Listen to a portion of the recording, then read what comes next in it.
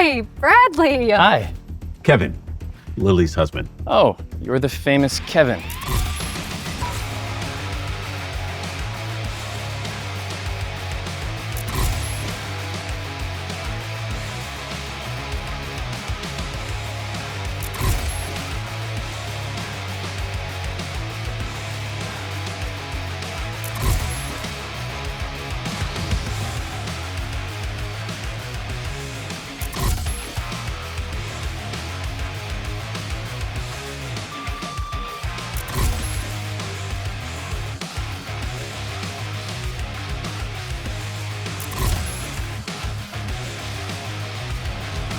I got you a little gift. What?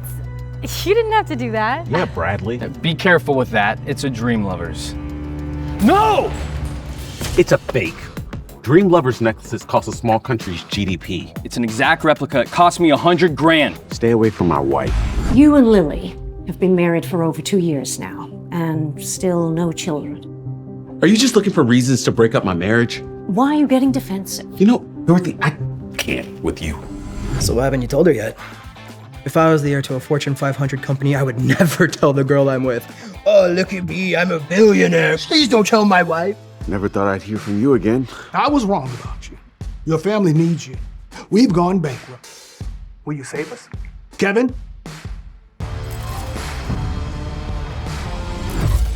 I'll hear you out on 2 conditions. You're gonna fire one of your board members, Bradley something. And number 2, by 6 o'clock this evening, you will get me an authentic Dream Lovers necklace. I just want it delivered to my wife in secret. Consider it done. We got a new contract last month, and now we owe the client $7 million. I don't mean to eavesdrop, but I can help. You. Kevin, who's been living off his wife for the past 2 years? She needs help. And You're gonna call me boss when I prove you wrong. And when you can't conjure up $4 million from the void, you're gonna call me mistress. Kevin just saved my company? That's unbelievable. Kevin, Jason. that's a nice suit. Was it on sale? No, Lily and I do prefer to dress a little bit more casual. She does prefer fine jewelry. Is that a Dream Lovers? Oh my God, that's like every woman's dream. I'm calling about the Dream Lovers necklace you sent me. You're calling me because you want another? Fake necklace? That cost me 100 grand. All right, I lost my job. I don't have anything left. Mr. Jones, I'm very sorry. The limit on this card isn't high enough to pay for tonight's bill. You're a thief. Get your manager here right now. Just then, an extremely calm voice came from the entrance of the banquet hall. What seems to be the problem here? May I ask who you are? Kevin stood up, turned around, and looked calmly at Mr. Cook. Long time no see. It's really you. I can't believe it. How are you doing, boss? I'm not your boss anymore, Mr. Cook. Just call me Kevin. How about if I give you a discount? A 50% discount.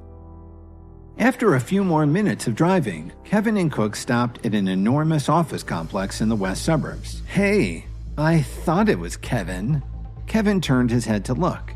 Kevin, you came here by yourself? The things in West Chicago International Group aren't cheap. If you don't have enough money, you should get out fast. Honey, what's wrong? Who is this? Hubby, this guy is Lily's husband.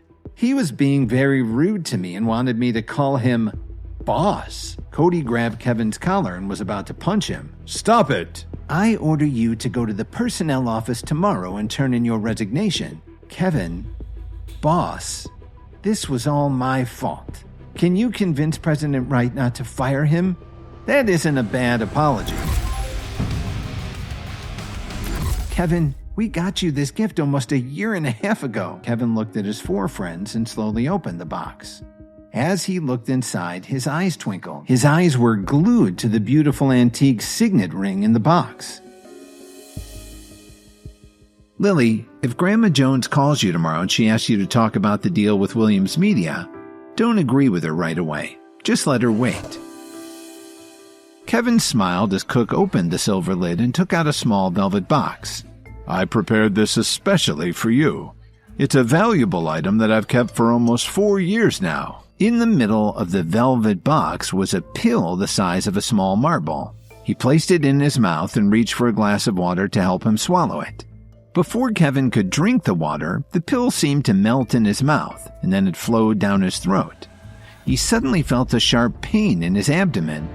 Then his whole body felt like ice. Then his eyes rolled up in his head, and he fainted.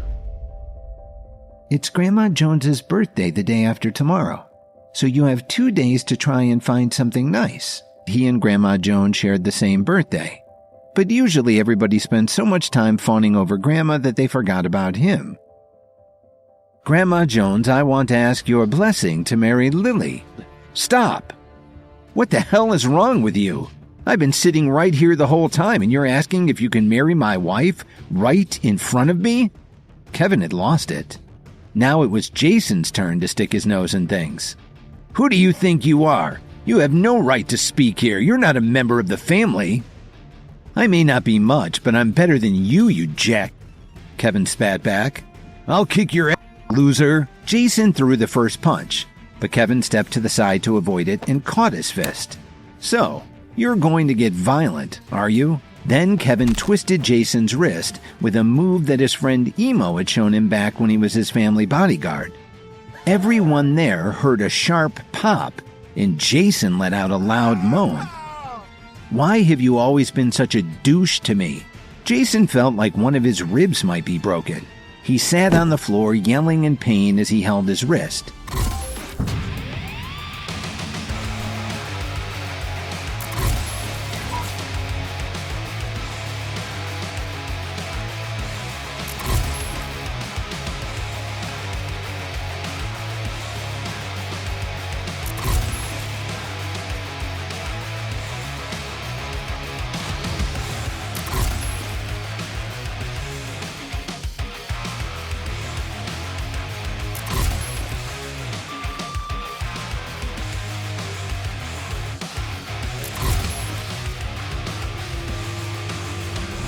Kevin clenched his fist tightly.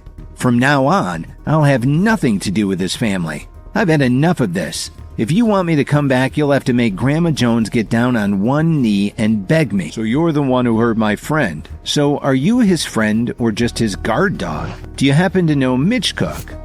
Drake's face froze when he heard this question. It's me, Mitch. I'm here with a mutual acquaintance. Drake hesitated a moment and took the phone. While he talked, his expression changed from anger to confusion to worry. Are you sorry now? Yes, Mr. Williams, I'm very sorry. Jason couldn't hold back any longer. He decided to take another swing at Kevin. But before his fist even made contact with Kevin's face, Drake grabbed Jason and threw him to the ground. Where are you? I'm on my way home. Don't worry, Lily. I'll go and pack my things. I'll be gone by the time you get home. No, please wait for me. I'm on my way. A black car slammed on its brakes and stopped at the side of the road. Bradley grinned as he got into the driver's seat and locked the doors. What Dorothy and Lily didn't know was that Bradley had put child locks on the car door. They wouldn't be able to leave. Bradley parked outside of an ominous house and brought a rope over to tie both Dorothy and Lily up before bringing them inside. You really ought to save your strength. Even if you scream until you're hoarse, no one will hear you. Suddenly, the door burst open with a violent kick. Bradley, you'll never get away with this. What can a useless piece of crap like you do to someone like me? Bradley, if you want a hostage, let them go and take me. Lily was floored when she heard Kevin say that. Her eyes filled with tears. Officer Emmett, how is the situation now? There is a man named Kevin Williams currently speaking with the kidnapper. A second later, Bradley pointed his knife at Kevin. You want to be a hero and save this damsel in distress? As he brushed past Lily, he whispered, Lily, don't be afraid. You're safe now. Did someone at Williams Media tell you that you'd offended someone? I'll bet you don't even know who it was. Ma'am, for some unknown reason, the kidnapper suddenly knelt down in front of the hostage. What did you say? She definitely saw Bradley kneeling in front of Kevin. Please, sir, I beg you to let me go. This was all my fault. All right, you can go outside and surrender. Kevin, what are you doing here? The man with Lily suddenly blurted out. Lily, what did you just say? This is Kevin? That useless ex-husband of yours? This was Grant Butcher, the perfect son-in-law Dorothy had just found for Lily. I hate to tell you this, but we sell high-end real estate here. Do you think you'd even qualify for a mortgage? Well, I don't think that's really up to you. This is the Corwin Tower. The penthouse is available for anyone who can afford the price tag. $8 million. Can you afford it? Who said I can't afford it? He just took out a black card from his wallet. If you can buy the Corwin Tower penthouse, I will personally kiss you. But Mr. Butcher, this gentleman has already bought the Corwin Tower penthouse, Lisa told him. What did you say? Will that be the left cheek or the right? Garrett, do you really think your uncle can save you this time? I sure do. My uncle is the vice president of the company. Are you sure you want to continue to let him do whatever he wants? Garrett came up to Kevin from behind and grabbed his shoulder. Didn't you hear what I said? In a flash, Kevin turned around and defended himself by pushing Garrett away. Garrett, in a daze, rubbed his chin and moaned. Garrett made a fist and started to take a swing at Kevin. But before he could even hit him, Kevin gave him a hard slap in the face. Garrett staggered and fell back into his chair. Mr. Ambrose, this is the new chairman of the Williams Group. When Ambrose saw Kevin staring at him like that, he became furious with his nephew for putting him in this position. Edward Ambrose is demoted but will continue to work in the company. His original position will be taken over by Mark Turner. Garrett Butcher is terminated. Where have you been for the past 2 days? I found a job, he explained. The salary is pretty good and it also provides food and lodging. Don't you plan to come home? Why are you letting that guy come back? Didn't he abandon you? I went to a lot of trouble to introduce you to Garrett Butcher. How did that go? Don't ask me again. I'm not going to divorce Kevin. Lily looked at the sports car parked in front of the house. That's my boss's car. Because I'm taking the day off, he lent it to me.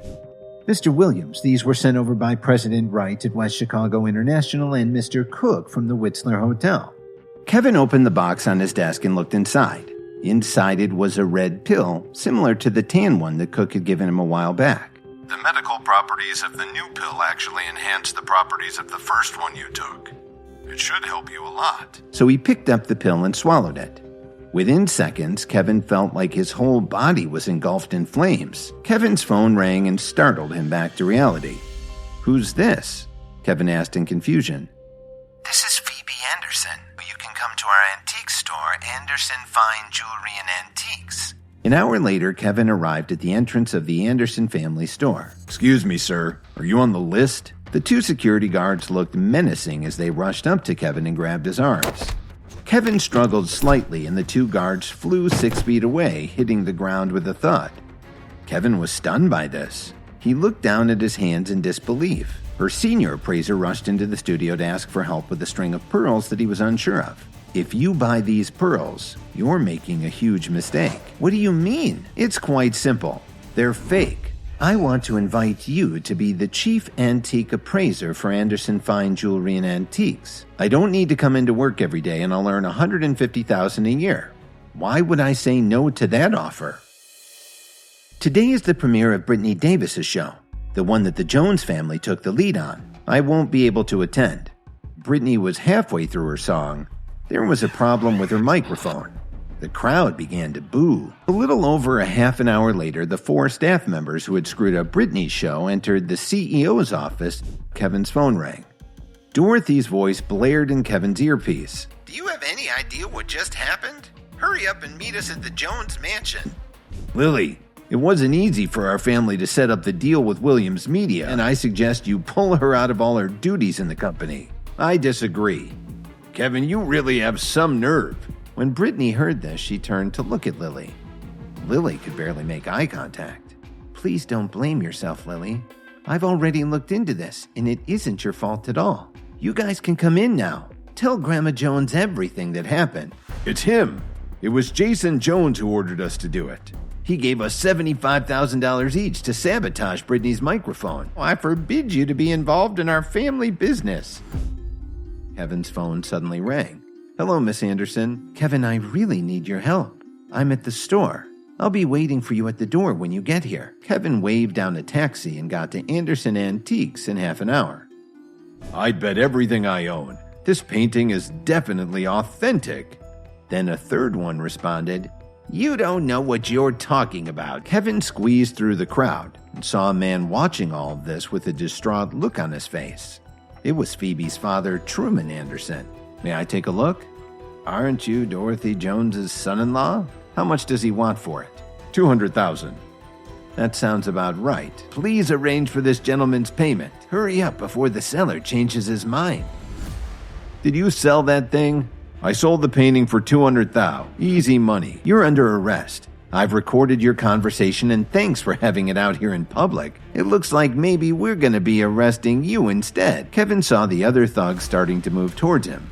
He ripped through them in seconds, tossing the large men left and right.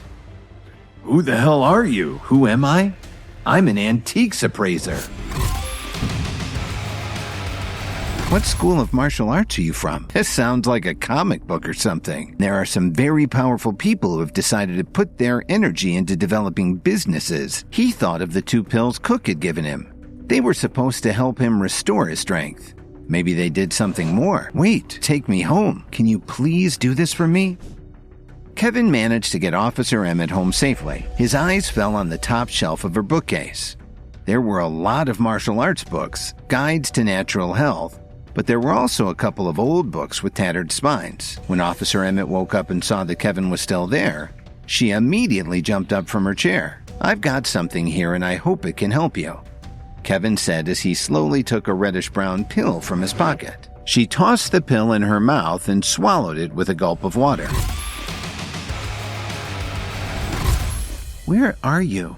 Hurry up and come to Grandma's. My father's back from his trip. Mom, I met a very powerful businessman.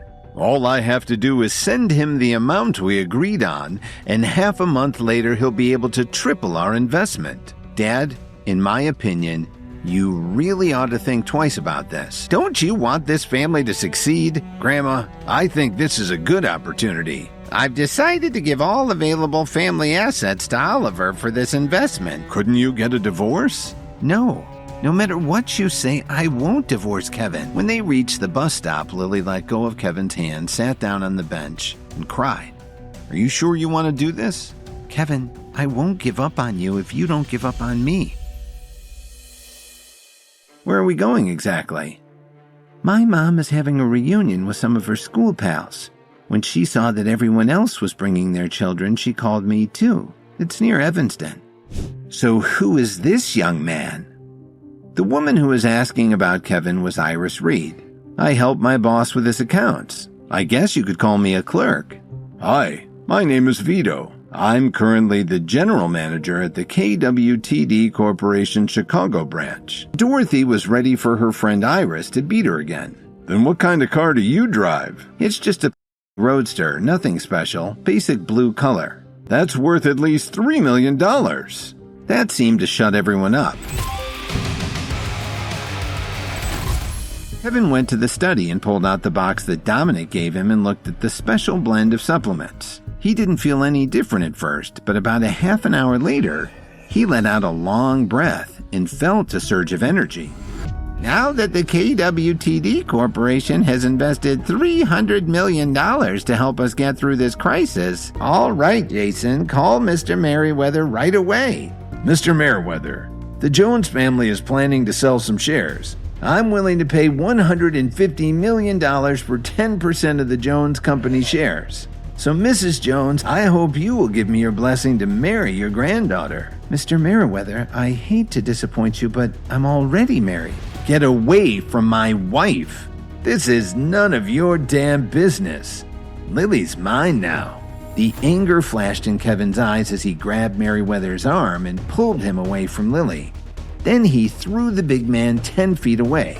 So what were you saying about my wife, you arrogant? I apologize. Not to me, to Lily. I'll do it. Just stop hitting me. Kevin turned the big man to face Lily. Lily, Mrs. Williams, I'm sorry. I should never have done this.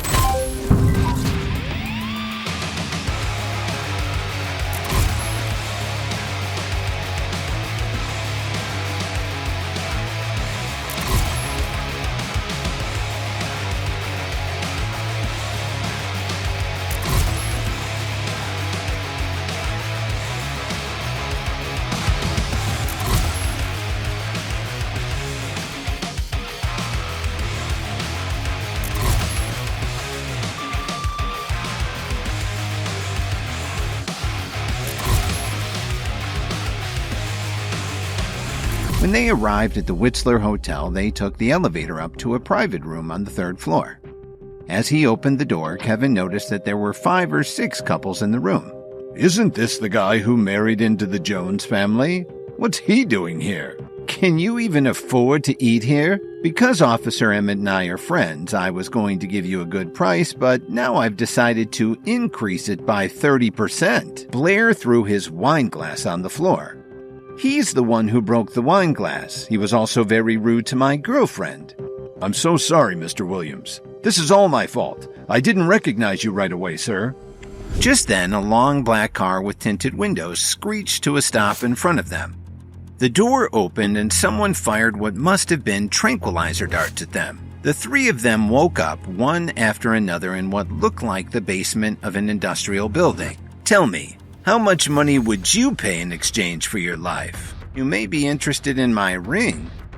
Kevin showed him the ring he had taken from Dominic Archer. I'm sorry, sir. I had no idea you were the Night King. I can't fault you for your ignorance. Just do your job and leave the rest to me.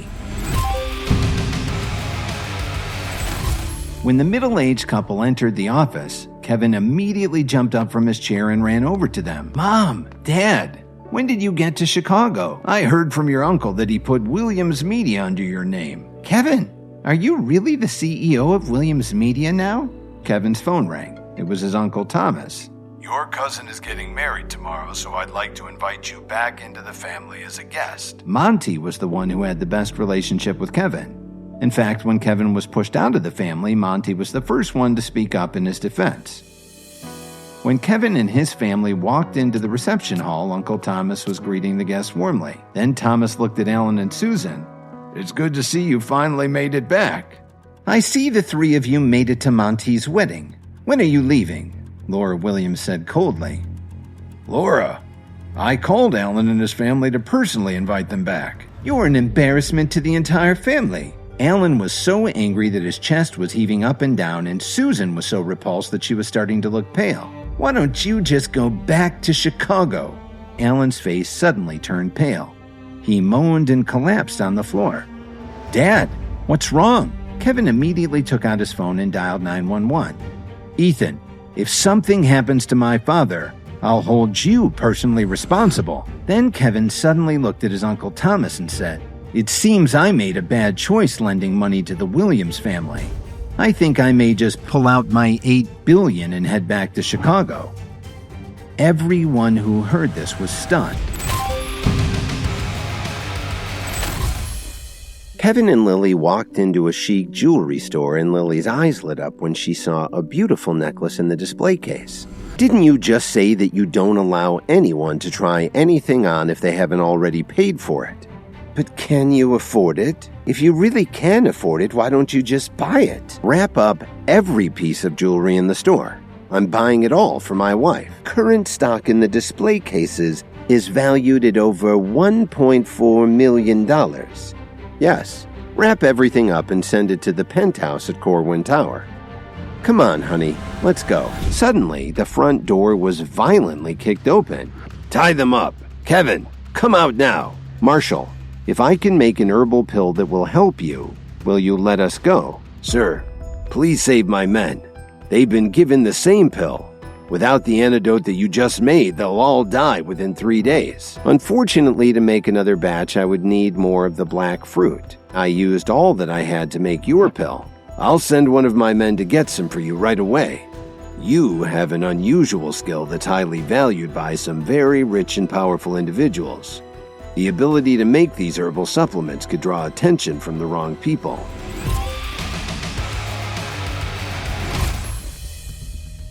Mr. Williams, as soon as the market opens this morning, our company's shares are expected to drop by 20%. Let's use our money to push back at them. Kevin is right. We definitely can't avoid it. They're playing rough, so we will too. All right. Since no one has any objections, let's get to work. Miss Gray, I'd like to withdraw $2 million in cash. Sorry, sir. These windows are reserved for VIPs. We're being robbed! By the time Officer Emmett realized what was going on, Kevin had already leapt in front of the man and kicked the gun out of his hand. Then he threw a lightning-fast punch to the man's head. He dropped like a sack of cement. A minute later, the five of them ran out of the front door with 5 bags of money and their young hostage. Man, we hit the jackpot this time. Suddenly, the driver looked in the rearview mirror and started to panic. Don't worry, we're almost at the lake. They'll have to stop soon. I'll tell you what. If you want a hostage so bad, take me. He punched the man in the center of his chest and sent him flying backward. His men were shocked and they definitely didn't want to face Kevin again. They just snatched their leader and ran away as quickly as they could.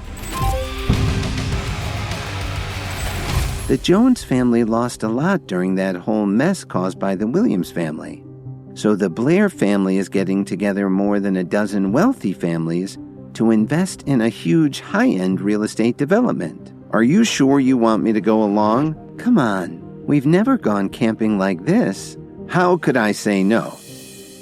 The caravan of over a dozen limousines stopped at their destination up near Rockford. So this is where you plan to build? Yes. Isn't it beautiful? Right at that moment, Kevin heard a lot of commotion and turned around to see Officer Emmett and Phoebe Anderson walking out of a changing room. Kevin, I didn't expect you to be here either. Why didn't you tell us? We could have ridden together. Why don't we have a competition and see who catches the most fish or game? So what's the reward? Good idea. Each family will put $10 million in the pot. Winner takes all. Suddenly, they all heard a rustling sound coming from the nearby bushes. A large, ferocious cougar jumped out of the bushes and growled at them. Kevin was the first to react. Lily, run! Kevin shouted as he picked Phoebe up and put her on his back. It's a real cougar! Run! Hearing this, Sherwin Blair's face turned pale. Go as fast as you can. I'll keep him here.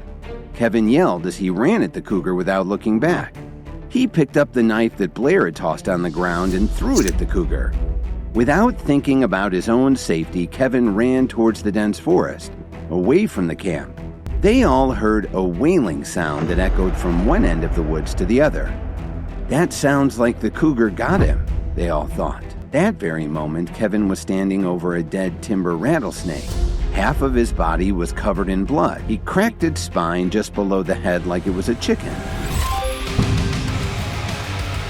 Amazing. You fought with a cougar and then killed a rattlesnake with your bare hands. Hi, my name is Dalton Steele. I could certainly use a friend like you. My name's Kevin. Mr. Steele, your wife's condition is very serious. I don't think she has more than an hour to live. Dalton, don't worry. Tell me, did Miranda eat anything in the woods? Kevin took the plants from Dalton's hands and stepped away as the doctor continued to treat Miranda. Kevin, let's see how long you can keep pretending you know what you're doing. And now Phoebe and Lily will see your true colors.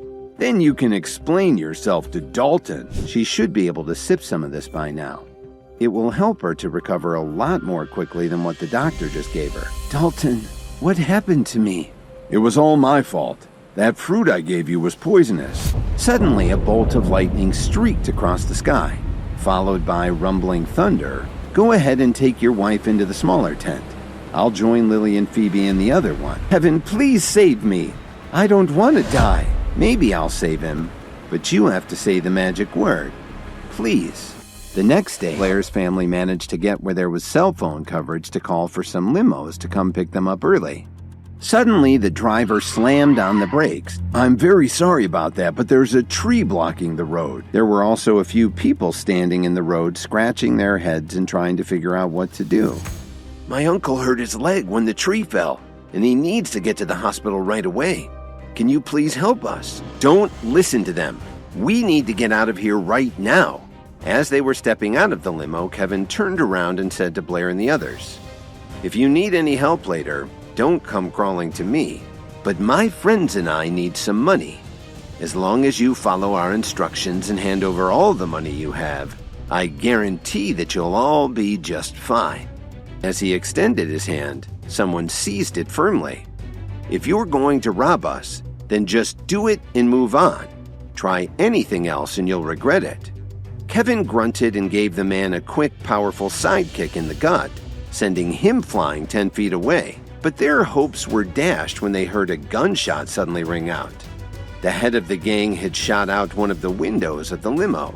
"This is a robbery," the man with the injured leg said as he pulled out a knife and held it to Blair's neck. "Why don't you try to shoot me instead of an innocent—" "Go to hell," the man shouted as he pulled the trigger. As the gunshot rang out, blood burst from Kevin. That's when Kevin fell to the ground.